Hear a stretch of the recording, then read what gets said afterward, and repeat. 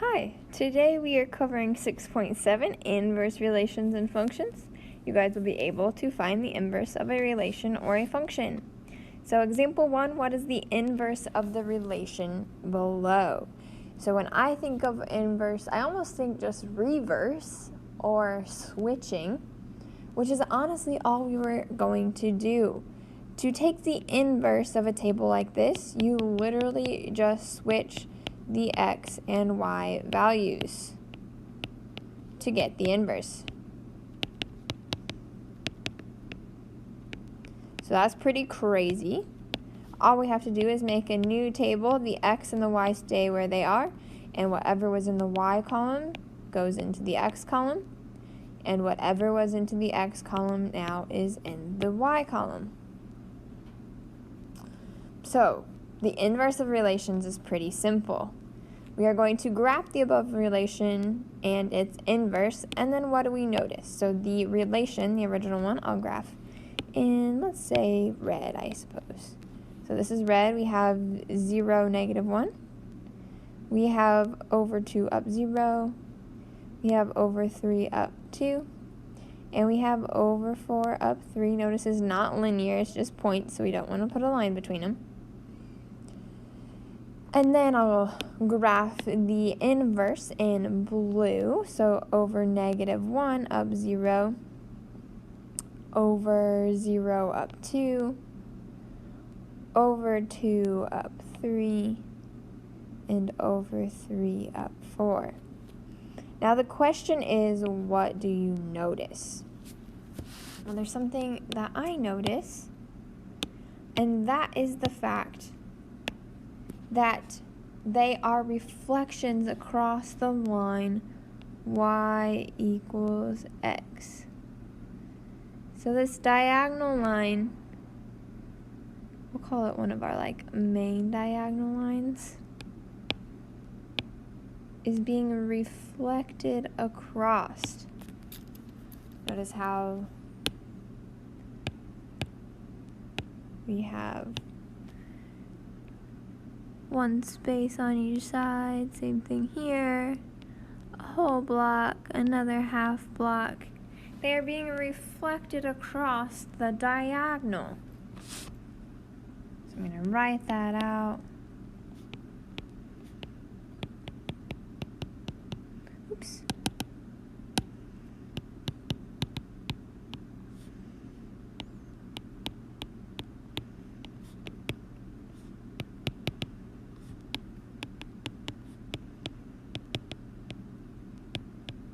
So all inverses are actually just reflections across the line y equals x.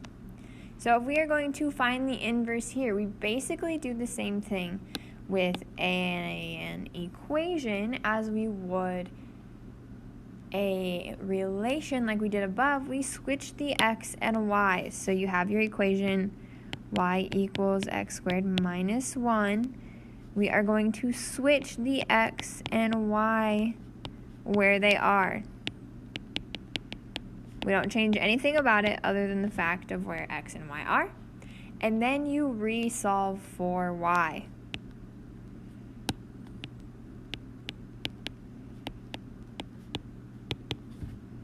Okay, so I go ahead and add 1 to both sides.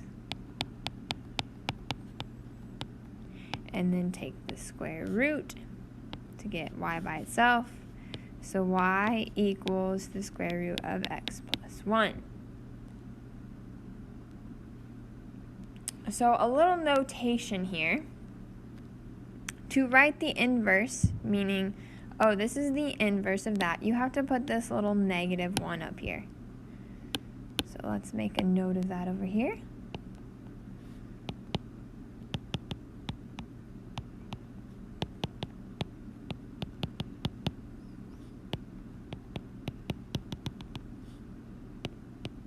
You could also write it, if you have an f of x equation, the inverse of f of x is f to the -1 x, like this.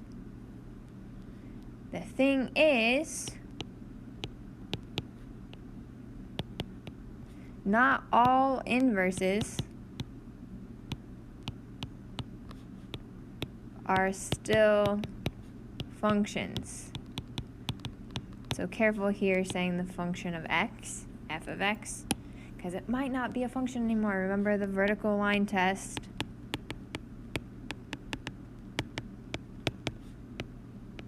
It has to only pass through a vertical line once for it to still be a function.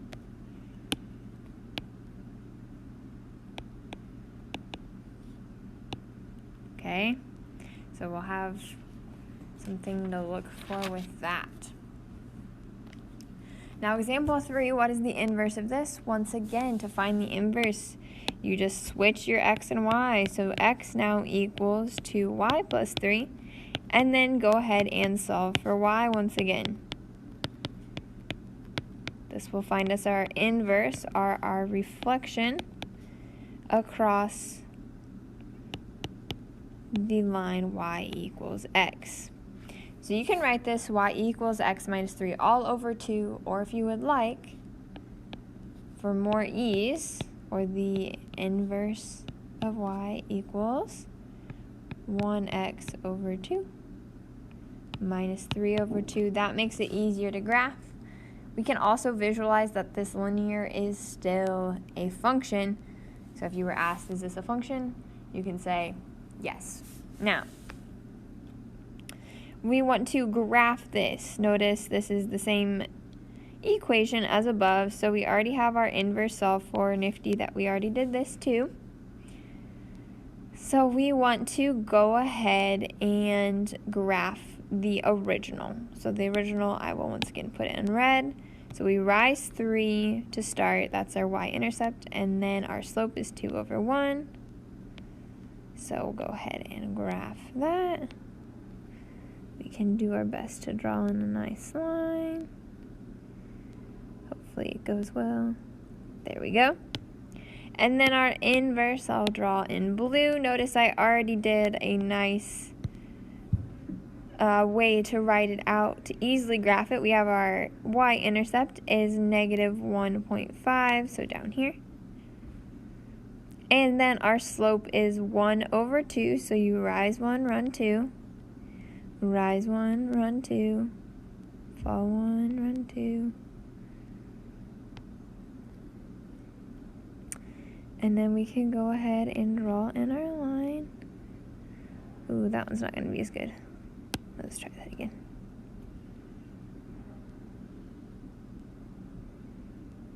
Bummer.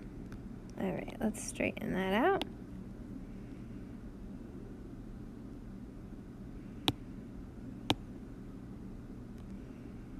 There we go.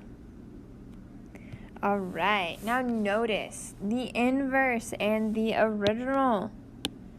They still are, I should say, reflections over the line y equals x.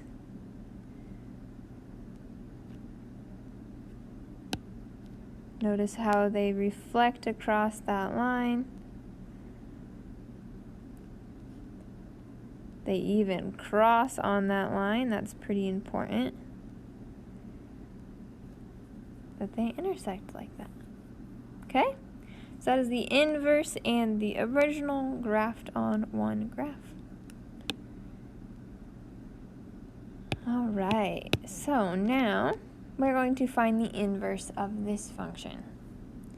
And then we are going to try to graph it. Okay? So the original is f of x this time. That doesn't really change anything. You can write it y equals the square root of x minus 2 just for ease of solving. Go ahead and switch the x and y values. And then resolve for y. So we need to take both sides squared. If we recall our lesson on solving square roots, we're solving for y this time. That goes away. You're left with x squared equals y minus 2. You add 2 to both sides, and you get x squared plus 2 equals y. Now, we should rewrite this. So instead of saying y, we have f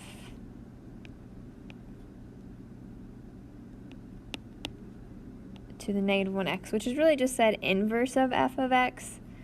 And up here, it's inverse of y equals x squared plus 2. And then we have our original f of x equals the square root of x minus 2.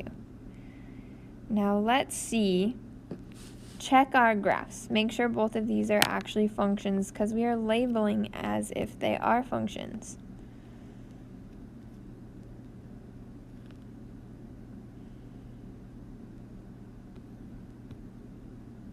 So our first graph is the square root of x minus 2. Yeah, there we go. And our second graph is x squared plus 2. Now I want you to check. These do both pass the vertical line test, so that checks out. We definitely have functions. This passes the vertical line test. That's perfect. The thing is, there are some bounds.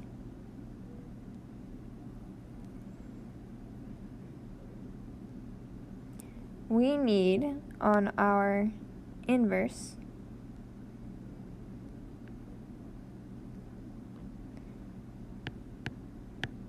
x to be greater than 0.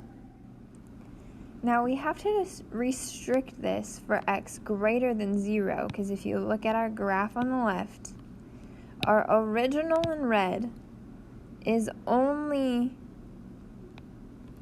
the top half of the graph of the parabola. So for this to actually be